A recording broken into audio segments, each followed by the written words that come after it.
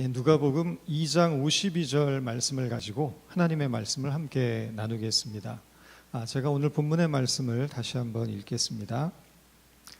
예수는 지혜와 키가 자라가며 하나님과 사람에게 더욱 사랑스러워 가시더라. 오래전에 함께 부목사로 사역하던 어떤 목사님이 극심한 복통으로 응급실에 실려간 일이 있습니다. 증상으로 보았을 때는 딱 급성 맹장염이었는데 검사를 해보니까 그 결과는 요로 결석이었습니다. 소변이 배설되는 요로에 돌이 생긴 것입니다. 재미있는 것은 그 원인이 비타민C 과다 복용이었다는 것입니다. 이분은 평소 비타민C 예찬론자였습니다. 비타민C만 먹으면 모든 질병을 이길 수 있다는 믿음 아닌 믿음을 가지고 있던 분입니다. 이분이 먹는 양은 하루에 1000mg, 몸이 좀 피곤한 날은 20,000mg 이상을 먹습니다. 보통 성인의 경우에 비타민C 하루 권장량이 100mg이라고 하니까 이분은 평균 100배에서 200배 정도를 먹었던 것입니다. 이렇게 몇 년을 먹다 보니 체내에서 미처 빠져나가지 못한 비타민C가 올살레이트라는 독성 물질을 만들어내고 이것이 쌓이고 쌓여서 결국 몸에 돌이 생긴 것입니다. 일종의 부작용입니다. 아무리 좋은 영양소라도 너무 많이 먹으면 독이 될 수가 있고 별로 중요하지 않은 영양소라고 해도 너무 적으면 몸에 치명적인 영향을 줄 수가 있습니다. 결국 몸의 건강을 위해서 가장 중요한 것은 밸런스입니다. 우리 몸에 필요한 영양소들이 유기적으로 균형을 이루어야 사람의 신체가 건강을 유지할 수 있다는 것입니다. 균형을 잡는 일의 중요성은 건강에만 그치지 않습니다. 우리 신앙의 세계에도 적용이 됩니다. 건강한 신앙인이란 균형 잡힌 신앙을 가진 사람입니다. 어느 한쪽으로 지나치게 치우치지 않고 신앙인으로서 가져야 할 중요한 요소들을 균형 있게 갖춘 사람이 되어야 한다는 것입니다. 존 스토트 목사님이라는 분이 이런 말을 했습니다. 그리스도인은 좌에 있는 진리와 우에 있는 진리 모두를 붙잡아야 한다. 모든 이단 사이비 종파를 보면 공통점이 있습니다. 균형이 깨져 있다는 것입니다.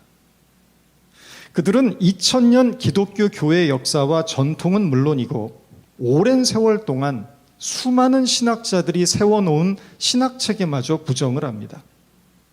그리고 자신들의 교리를 뒷받침해 줄 수 있는 몇 가지 특정한 주제에만 지나치게 몰입합니다. 말세론을 유포시키고 있는 어떤 교회의 유튜브 채널에 들어가 보니까 설교 본문이 주로 요한계시록에 집중이 되어 있습니다. 설교의 주제도 듣기만 해도 섬뜩한 것들이 줄을 이루고 있었습니다. 심판, 지옥, 종말, 저주, 짐승의 표, 666 이런 것들이었습니다. 물론 이런 주제들이 성경과 무관하지 않다고 해도 이런 극단적인 주제에만 집중하게 된다면 우리의 신앙은 현실의 삶을 부정하고 영적 세계의 신비만을 추구하는 극단적인 이원론에 빠질 가능성이 매우 높습니다. 기존 교회를 부정하는 신천지를 한번 보십시오. 그들이 알고 있는 성경 지식이라는 것은 고작 왜 이만이라는 교주가 재림 예수이고 왜 자신들이 구원받은 14만 4천 명인지를 변증하는 것에 모든 초점이 맞추어져 있습니다. 앞을 보지 못하는 시각장애인이 코끼리의 다리만 만져보고는 코끼리는 원기둥처럼 생겼다라고 판단하는 것과 마찬가지로 지극히 일부의 사실을 가지고 전체를 해석하려는 어리석음이 그들에게 있다는 것입니다. 건강한 신앙이란 균형 있는 신앙입니다. 신앙과 삶, 인격과 영성, 개인과 공동체가 조화를 이루고 지성과 감성과 의지가 균형을 이루는 신앙을 말합니다. 바로 이것이 오늘 본문을 통해서 성경이 우리에게 보여주는 전인적 성장, 홀리스틱 그로스라는 것입니다. 오늘 본문은 예수님의 성장 과정을 이렇게 묘사합니다. 예수는 지혜와 키가 자라가며 하나님과 사람에게 더욱 사랑스러워 가시더라. 이 말씀은 모든 복음서를 통틀어서 예수님의 성장 과정을 밝히고 있는 유일한 대목입니다. 우리는 이 짧은 한 문장 속에 담겨진 말씀의 의미를 통해서 공생애 이전에 예수님은 어떤 인생을 사셨는지 추측하게 됩니다. 한 가지 분명한 것은 예수님은 태어날 때부터 남다른 분은 아니었다는 사실입니다. 우리와 똑같은 평범한 한 인간으로 이 땅에 태어나셔서 유아기, 아동기, 청소년기, 청년기 같은 정상적인 성장 과정을 거치면서 예수님의 몸과 마음과 정신과 인격이 성숙해 나갔고 건강한 사회 공동체의 일원으로 자라났다는 것입니다. 본문은 예수님의 성장 과정을 4가지로 분류하고 있습니다. 첫째는 지혜가 자랐다고 말합니다. 이것은 정신적인 성장입니다. 둘째는 키가 자랐다고 했습니다. 이것은 신체적인 성장입니다. 셋째는 하나님에게 사랑스러워 가셨다고 말합니다. 이것은 영적인 성장입니다. 네 번째는 사람에게도 사랑스러워 가셨다고 했습니다. 이것은 관계적인 성장입니다. 다시 말해서 예수님은 신체적, 정신적, 영적, 관계적인 면에서 균형 있게 성장하셨다라는 것입니다. 이것은 오늘 우리 성도들이 추구해야 할 참된 신앙 성장의 방향을 제시하고 있습니다. 먼저 키가 자랐다고 했습니다. 이것은 신체적인 성장을 뜻하는 것이며 몸의 건강성을 의미합니다. 예수 믿는 사람은 신앙만 건강해서 되는 것이 아니고 몸도 건강해야 한다는 것입니다. 종종 영적인 세계를 추구한다는 사람들 중에 마치 고행을 하듯이 자기의 몸을 혹사시키는 사람들이 있습니다. 제가 아는 어떤 목사님은 자신은 하루에 3시간 이상 안 잔다고 자랑스럽게 말씀하십니다. 어차피 죽으면 영원히 자야 할 텐데 살아있는 동안 시간을 아껴야 된다는 것입니다. 조금이라도 시간을 더 아껴서 성경을 연구하고 기도하고 책 읽어야 한다는 겁니다. 그런데 문제는 이분은 대낮에 졸고 다닙니다. 어디 가서 앉기만 하면 줍니다. 심지어는 대화를 하는 중에도 깜빡깜빡 졸기도 하고 운전을 하다 신호에 걸리면 그 틈에도 줍니다. 결국 어느 날 졸음운전을 하다가 큰 교통사고가 나서 죽을 뻔한 일도 있습니다. 어떤 분은 예수님처럼 40일 동안 금식하다가 장기가 상해서 돌아가신 분도 있습니다. 죽으면 썩을 몸, 아껴서 무엇하리, 이런 사고방식으로 자신의 몸을 함부로 하면서 앞만 보고 달려가는 것은 신앙의 열정이 대단한 사람처럼 보이지만 실은 무모하고 불신앙적인 태도입니다. 하나님이 주신 몸을 소중하게 돌보는 일은 신앙과는 관계가 없어 보이지만 실은 대단히 신앙적인 일이라는 것입니다. 바울은 우리의 몸이 하나님이 거하시는 성전이라고 말했습니다. 우리가 하나님의 성전을 귀하게 여겨야 하는 것처럼 우리의 몸도 병들지 않도록 잘 가꾸고 돌봐주어야 한다는 것입니다. 내 몸을 소중히 여기고 사랑해야 하는 것입니다. 최선을 다해 소중하게 돌봤는데 예기치 못하게 병드는 것, 이런 건 어쩔 수 없습니다. 그러나 우리의 몸을 소중하게 돌아보지 않고 함부로 하거나 방치해 버리다가 몸이 병든다면 그것은 어리석고 불신앙적인 태도입니다. 우리 몸이 병들지 않도록 잘 가꾸고 돌보는 일은 청지기로서 주어진 책임임을 기억해야 합니다. 우리 몸 중에 귀하지 않은 곳은 없습니다. 내 몸의 모든 기관은 하나님이 나에게 주신 아름답고 소중한 지체들입니다. 그런데 종종 이 귀하고 소중한 몸에 자꾸 해로운 것을 주입하는 분들이 계십니다. 그런 분들은 회개하셔야 합니다. 몸이 건강해야 주님의 일도 할 수 있고 아름답고 복된 인생을 살 수도 있으며 사랑하는 가족들도 지킬 수 있는 것입니다. 하나님 나라에 가는 그날까지 우리 자신의 몸을 사랑하고 건강하게 가꾸는 지혜로운 성도들이 되시기 바랍니다. 두 번째로 지혜가 자랐다고 말합니다. 이것은 정신적인 성장을 뜻하는 것이고 정신적인 성장이란 지혜의 성숙함을 의미합니다. 어떤 목사님이 해머와 정을 가지고 기둥을 허무는 작업을 하는데 몇 시간 동안을 내리쳐도 그 기둥이 꿈쩍도 하지 않더라는 겁니다. 하는 수 없이 기술자를 불러왔는데 이 기술자는 단 몇 번을 치니까 기둥이 힘없이 무너졌다는 것입니다. 기가 막혀서 쳐다보고 있던 이 목사님에게 그분이 이런 말을 했답니다.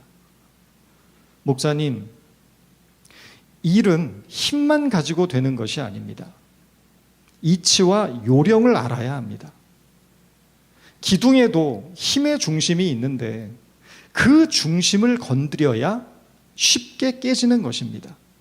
목사님은 그것도 모르고 엉뚱한데 힘을 쏟고 있으니 힘만 들고 일이 안 된 겁니다. 책을 많이 읽고 공부를 많이 하면 정신적으로 성장하는 것은 사실입니다. 그러나 정작 세상을 살아가는 데는 지식보다는 지혜가 필요함을 느끼게 됩니다. 많은 지식이 내게 있어도 그것을 활용할 수 있는 지혜의 능력이 없다면 공허한 지식에 불과하다는 것입니다. 우리 앞에 놓여 있는 인생의 커다란 기둥을 깨트릴 수 있는 것은 세상의 지식이 아닙니다. 하나님이 주시는 하늘의 지혜가 필요합니다. 성경은 그 지혜의 근본이 하나님을 경외하는 것에 있다고 말합니다. 지혜가 하나님에게서 온다는 것입니다. 야고보 사도는 이렇게 말했습니다. 여러분 중에 누구든지 지혜가 부족하거든 모든 사람에게 아낌없이 주시고 나무라지 않으시는 하나님께 구하십시오. 그리하면 받을 겁니다. 하나님이 주시는 하늘의 지혜를 구하시기 바랍니다. 우리가 어느 자리에 정을 대야 내 앞을 가로막는 거대한 기둥을 무너뜨릴 수 있는지 지혜를 주실 것입니다. 세 번째로 하나님에게 사랑스러워 가셨다라고 했습니다. 이것은 영적인 성장을 뜻하는 것이고 하나님과의 친밀감이 깊어진다는 것을 의미합니다. 헨리 나웬의 안식의 여정이라는 책이 있습니다. 이 책을 보면 93세 된 아버지와 64세 된 아들이 함께 여행을 하면서 서로가 서로를 진심으로 이해하고 가슴으로 받아들이게 되는 과정을 아름답게 이야기하고 있습니다. 93세 된 아버지는 권위적이고 무뚝뚝한 사람이었습니다. 사랑에 대한 표현도 없고 아들에게 따뜻한 말 한마디 해본 적 없는 전형적인 꼰대 스타일입니다. 그런 아버지를 아들은 이해할 수 없었고 그런 아버지에게 가까이 다가가는 것은 아들에게 너무도 힘든 일이었습니다. 그러나 아들도 나이가 들고 노인이 되어가면서 아버지의 삶에 대해 이해하게 됐고 평생토록 닫고 살았던 마음의 문을 조금씩 열게 됩니다. 늙은 아버지를 모시고 여행을 하면서 아들은 처음으로 아버지와 함께 있는 시간이 편하게 느껴졌고 아버지와 대화를 나누면서 즐거움을 느끼게 됩니다. 아들은 그때의 심정을 이렇게 표현하고 있습니다. 내가 아버지를 바꾸려는 노력을 벌일수록 아버지도 나와 함께 있는 것을 좋아하시며 자신의 약한 부분을 내보이신다. 이제 둘 다 노인이 되고 보니 우습게도 우리의 필요는 거의 비슷해졌다. 저는 내가 아버지를 바꾸려는 마음을 버릴수록 아버지도 나와 함께 있는 것을 좋아하신다는 이 아들의 고백이 우리와 하나님과의 관계를 돌아보게 하는 큰 영감이 된다고 생각을 합니다. 우리는 사실 하나님의 마음을 이해하거나 받아들일 생각이 별로 없는 사람들입니다. 대체로 우리는 하나님의 마음을 어떻게든 내가 원하는 방향으로 바꿔야 한다고 생각합니다. 어떻게든 하나님의 마음을 설득해서 내가 원하는 것을 얻으려고 하고 내가 원하는 것을 주지 않는 하나님을 원망하거나 때로는 하나님을 협박하고 하나님과 거래를 하려고 합니다. 우리가 하나님을 찾는 것은 대부분 무슨 목적이 있어서일 때가 많습니다. 뭘 달라거나 도움이 필요하다거나 어려움이 있거나 힘든 일이 있어서입니다. 하나님과 내가 사랑의 관계가 아닌 이해관계로 얽혀 있는 것입니다. 이 관계를 인간관계로 생각해 보면 쉽습니다. 누군가 나를 나라는 존재 자체로 좋아하지 않고 자신에게 필요한 것을 얻어내기 위한 대상으로 생각하고 나와 관계를 맺고 있다고 한다면 여러분은 어떤 느낌이 들 것 같습니까? 저 같으면 속된 말로 좀 기분이 더러울 것 같습니다. 정말 불쾌하고 괘씸하게 느껴질 것 같습니다. 진정한 사랑의 관계라는 것은 단순히 함께 하는 것만으로도 행복한 것입니다. 그의 존재 자체가 나를 기쁘게 하는 것입니다.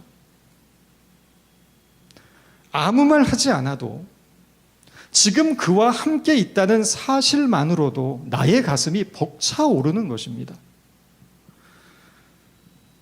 사랑을 해보신 분들은 아실 것입니다.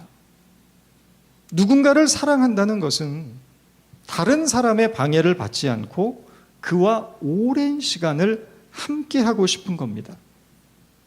그런 친밀한 만남 속에서 서로를 깊이 이해하게 되고 서로에 대한 신뢰는 굳어지며 사랑의 결속력은 강해집니다. 사랑하는 사람에게 기쁨이 되기 위해 노력하게 되고 사랑하는 사람을 위해 수고하는 일을 마다하지 않게 됩니다. 하나님과 우리와의 관계도 그렇습니다.